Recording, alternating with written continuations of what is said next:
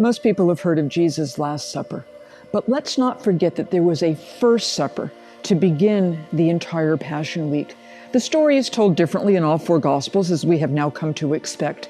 In the Gospel of John, it's Mary, the sister of Martha, who anoints Jesus' feet, and John, in this wonderful, sensual way, tells us that the smell of the perfume permeated the room. In the Gospel of Luke, the story of the anointing woman does not happen during Holy Week. It happens very early during Jesus' ministry when he's still in Galilee, when Jesus enters the home of Simon the Pharisee, and a woman whom Luke calls a woman from the city who was a sinner anoints Jesus' feet.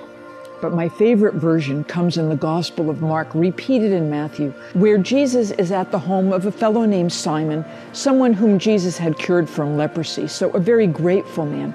And an unknown woman comes in and anoints Jesus' head.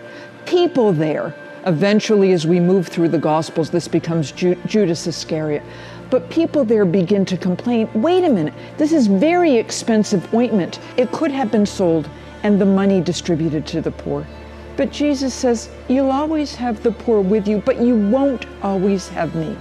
And what this woman has done, Jesus explains, is anoint him for his burial. The woman never speaks. Jesus speaks on her behalf. Indeed, he says, what she has done is a good thing, and the story will be told in memory of her. So it is therefore incumbent upon us, the reader today, to tell this woman's story. And we have to do more than simply stop with what Jesus says.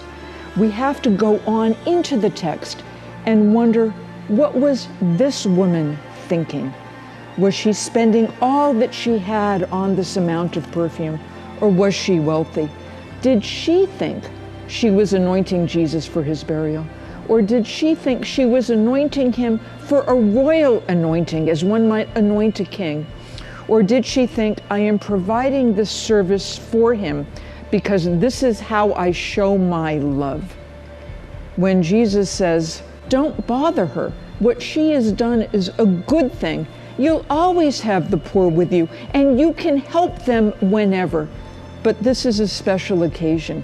Is he reminding his followers, you will always have the poor with you, as the book of Deuteronomy says, and therefore, in all other cases, you have to extend your hand to the poor, the widow, the orphan, and the stranger.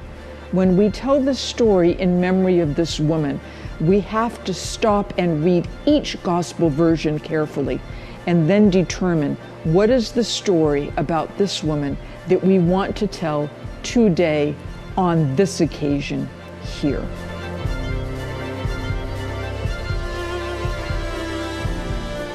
The word Mashiach in Hebrew means to anoint, and it's from that term that we get the English expression Messiah. But when we go to the scriptures of Israel, what the church would call the Old Testament, we find that anointing occurs on a number of occasions. Kings are anointed, priests are anointed. In the famous Psalm 23, the psalmist calls out, you have anointed my head with oil, my cup runneth over. Anointing could be done for a variety of reasons, which means, in effect, it is an open symbol, and we need to determine what anointing means. That's in part what makes the story of the anointing woman in the Gospel of Mark so splendid. What was she thinking when she was anointing Jesus? Was she anointing him as a king, as a priest, as an altar or a sacrifice? Or was she, as Jesus explains, anointing him for his burial? What makes the Gospel of Mark's version of this anointing story even more compelling is that later in the Gospel, Mark will tell us that 3 named women disciples go to Jesus' tomb to anoint him. But Mark has already told us this unnamed woman, this outsider woman, has already anointed him for his burial. And so Mark reminds us, just because someone doesn't have a name does not mean that person is unimportant. What's ultimately more important is not what your name is, but what you have done. How are you to be remembered, and how will your story continue to be told?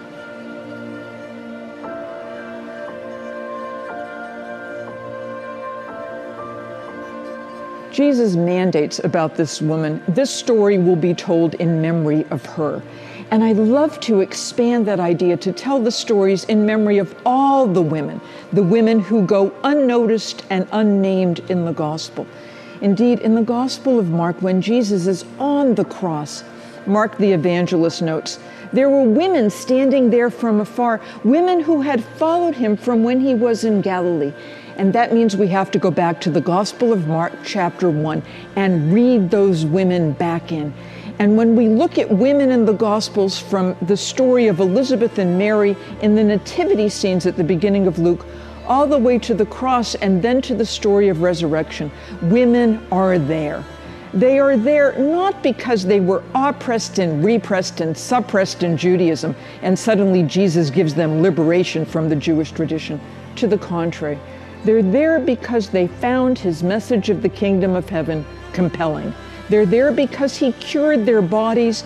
They're there because he provided them new families, particularly women who might have been single or widowed or divorced or simply left behind. The Gospels tell us numerous stories about women, poor widows, and our anointing woman who looks like she has a fair amount of money to spend, women who are in Galilee and women in Jerusalem, young mothers and older widows. When we see the story of Jesus as a story that encompasses women as well, the story of Jesus becomes richer for us, and then we're also able to see all these women, named and unnamed, without whose presence the story of Jesus would be incomplete, and without whose proclamation of his resurrection, the story of Jesus would not have the end that it should have.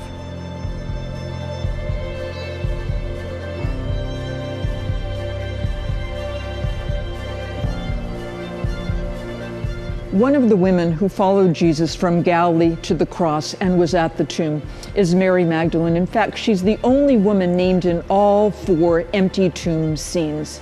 We don't know that much about Mary. She's from a city called Magdala, actually known for fish processing. So it's possible that she came into contact with Peter and Andrew, James and John, fishermen from Capernaum, and maybe joined the Jesus movement through them. The Gospel of Luke tells us that Mary Magdalene was exorcised of 7 demons. Demonology in antiquity could mean a lot of things. It could mean aberrant behavior, headaches, paralysis. And Luke tells us that Mary Magdalene, along with Joanna and Susanna and many other women, ministered to Jesus, indeed provided for him. The technical term for that is patronage. Somebody has to pay the bills. And according to Luke, that's what these women were doing. Mary Magdalene is at the cross, and we find Mary Magdalene again at the empty tomb. She is consistent in her following of Jesus. But Paul never mentions her, and the book of Acts never mentions her. We have to go to later Christian tradition to find out the story of Mary Magdalene as she comes through history. Today, Mary Magdalene is associated with prostitution, but the Gospels never tell us she was a prostitute. That comes into Christian history only around the 5th century. And I wonder what Mary Magdalene would have thought about being identified with prostitution. And I can imagine Mary saying, if people who are on the streets, people who have been forced to sell their bodies, people who have been forced into sexual slavery, people who felt that they had no other choice, could look to Mary Magdalene and say, but she was a prostitute and Jesus loved her. I think Mary Magdalene would say, well, it's not what I did, but if that reputation helps, I think I can live with that.